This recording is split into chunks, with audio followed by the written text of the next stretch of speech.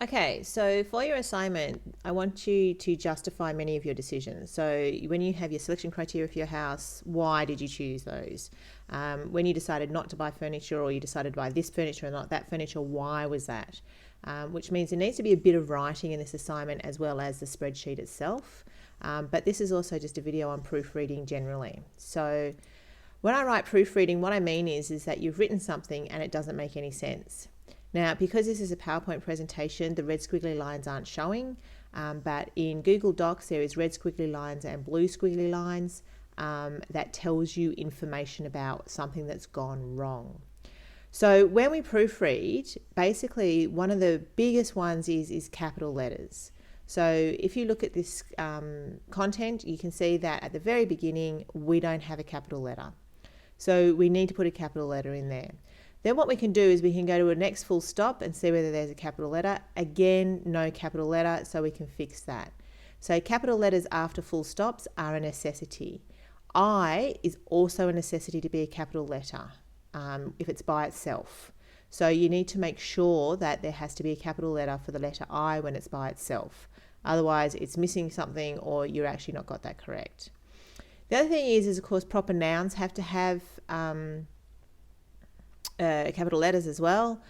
So if I scroll through this, I can see here that Latin doesn't have a capital L, and it needs one because it's a proper noun. So it describes it's like there's a capital E for English or a capital I for Italian. So we just do that because they're proper nouns, so we do that.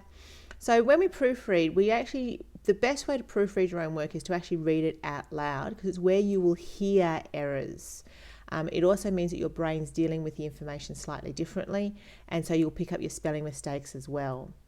Now, so I'm just going to read through this. Okay, with the invention of a new age in communication begins. Okay, did I take a breath there? Yes, I did. Okay, the comma stays. Now, people can communicate faster and more easily than before. Seems fair enough. Writing, editing, and storing information became quick and easy. Again, the commas, I took breaths. That's a list. This is what we call the Oxford comma. It's important. And it's there because it's before an and that's why it's the Oxford comma, because this is a list. So editing and storing isn't one word, isn't one idea, they are separate ideas. It was not longest necessary. Wait, what? It was not longest necessary. Okay, that doesn't make sense. So it was no longer necessary. So I could hear that error. So I go back and I change that to longer. To write draft after draft when changes can be made so easily using word processor program. Okay, why does word processor have a capital P? So should I have a capital W and a capital P because it's word processor, or should I change that to a lowercase p?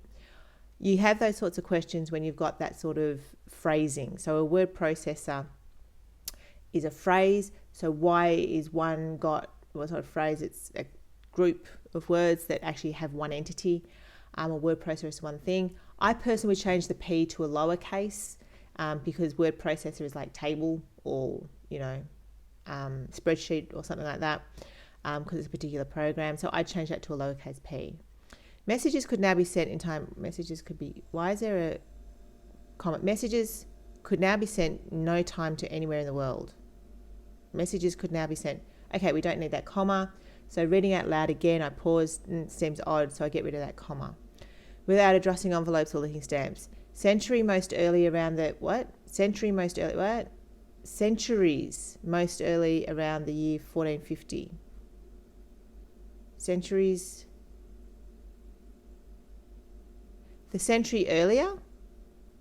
earlier. Okay, I would suggest that this would be centuries earlier. Around the year 1450, a similar revolution in communications had occurred in Germany. But you see, I had to think about that. I had to see what it was going for. But again, reading it out loud, I could hear the error. All right, you can go on. Now, because this is a new concept, we're talking about centuries earlier and we're talking about Germany, this needs to be a new paragraph. One idea per paragraph. Here we're talking about today, the invention of the word processor. Here we're talking about the past, new concept, new paragraph. All right, if you want to, you can go through and find all the rest of the errors in that. What I do want to talk about is some of you are talking about how you don't have the red squiggly line and the blue squiggly line in Google Docs.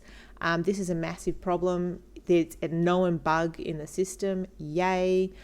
Fix it, Google. So here is a website that will actually guide you through different types of errors that can occur with that. I really hope you can access it through the school site, and it will actually step you through some solutions. Proofreading your work is really important. Do it out loud because you'll hear the errors, is my best advice. One idea per paragraph, capitals for words that begin a sentence, and a capital I. I also often say don't end a word with a preposition. So it, that, be. It's not great writing style. So you should try and rearrange your sentence so you're not finishing with a preposition. Thanks.